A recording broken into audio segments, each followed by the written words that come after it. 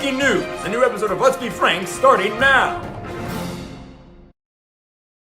Hello, all. Whew. It's been a long week. Let's just make this a nice, chill video. We're just going to talk about a video game. Let's sit back, relax, and get started. Whoa.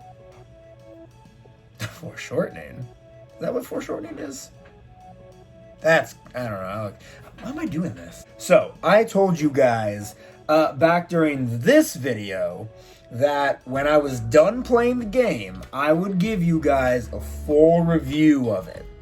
And I finished the game probably around a month ago, and because of life's busyness and needing somebody to complete Violet to help me trade over version exclusives, it took me a long time to complete the Pokedex. But I finally did, not too long ago, and I want to start off this official review of Scarlet and Violet, since that's what this video is, with my overall thoughts on all the Pokemon. So, a lot of winners, a lot of losers. Not gonna lie, I feel like there was definitely a mixed bag of Pokemon here. One of the most mixed bags in a long, long time. There was just a lot of really big disappointments, honestly. I mean, let me just list a few examples real quick. So, I've always wanted an electric fighting type. I thought that would be the coolest type combo. I'm shocked they haven't given us an electric fighting type throughout 9 generations. It's crazy to me. So, when I found out that Palmy evolved into an electric fighting type, I was psyched. I was like, I am immediately adding this guy to my team. I found out in the middle of my playthrough, Jokum had to tell me, hey look, it's Jokum. So I threw Palmy back on the team, got him leveled up in that super annoying way, and disappointment. Now listen, I don't hate him, but Palmot represents, I feel, the overall opinion of this generation's Pokemon, and that it's just kind of okay. But let me give you a quick rundown of my absolute favorites and then least favorites. Skeledirge, absolutely incredible. I actually really like Quaquaval too. I didn't at first, but it just kind of grew on me. I like its moveset. Of course, Pokemon like Clodsire and Farigiraf are so good. I love both of them so much. I'm going to start shiny hunting Farigiraf as soon as I can. Oh, and then you have like freaking Annihilate and Kingambit. A lot of the new evolutions for old Pokemon and stuff like that, absolute bangers. I don't think they missed on anything except Wugtrio. I was really hoping Wiglet would turn into something more unique, but what are you going to do?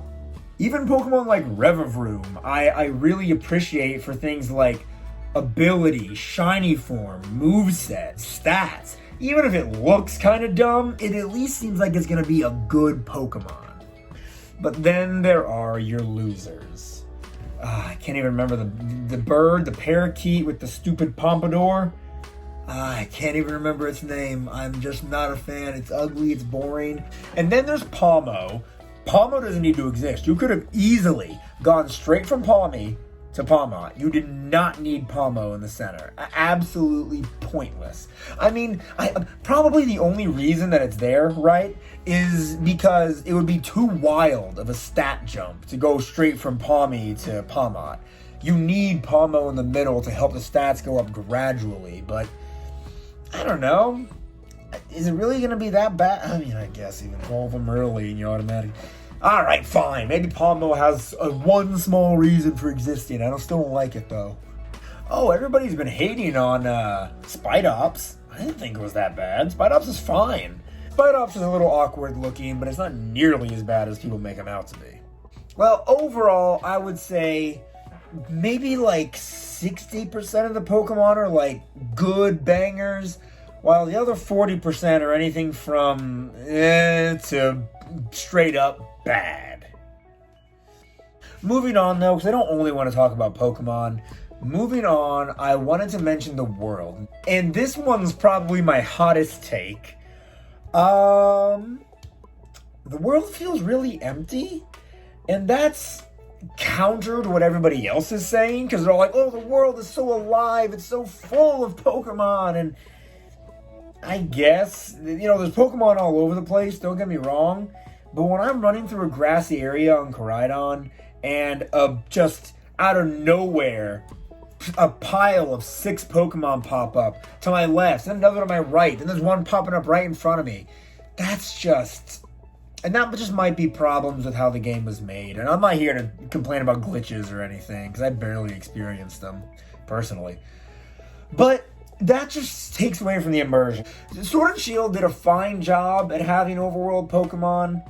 Legends Arceus definitely perfected that, made it all look supernatural.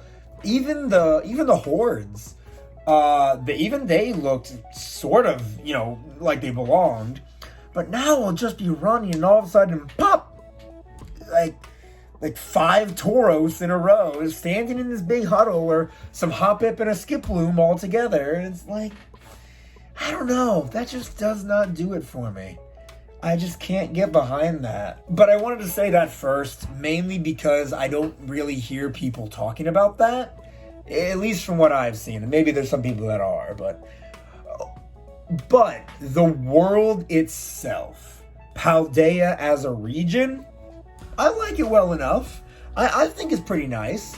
The gym leaders are fine. They're not as bad as Gen 6, but I'd say they're not as good as Gen 8, personally.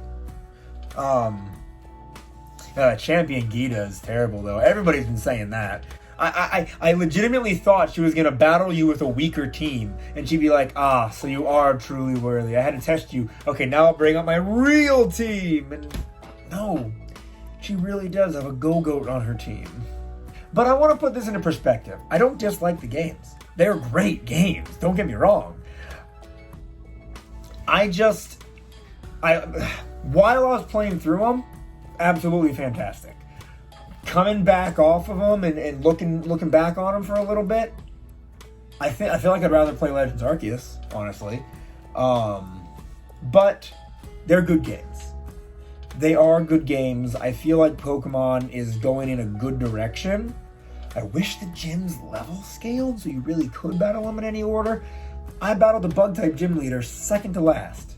That was the second, and not just out of all the gyms, out of everything, I battled her second to last. And who was the last person? I think the last person you're supposed to fight is one of the Team Star, the tall girl with the face paint. She was like I battled her, and there's still like 5 things left to do after her. I thought it was just going to keep getting harder, more difficult, more challenging, and it just got so unbelievably easy. So, overall, this is very chill. Leaning back in the chair. You guys chill right now? You guys calm? Just relaxing? Maybe you have some sort of beverage in your hand? I don't know. All in all, good games. Pokemon is going in the right direction. They just kind of need to spend a little bit more time with how they put Pokemon into the world, because that group of 6 popping in, that ain't it. That ain't it. And they need to spend more time coming up with better Pokemon, which is mean and unfair, because I really did like a lot of them, legitimately. But Pokemon 1000 is Goldango. There are, 1,008 Pokemon total right now? I think there's 1,008 Pokemon total right now. If they would have just cut 9 Pokemon from that roster, my idea could have soared, And with all that being said, I am very excited to see where Pokemon goes in the future.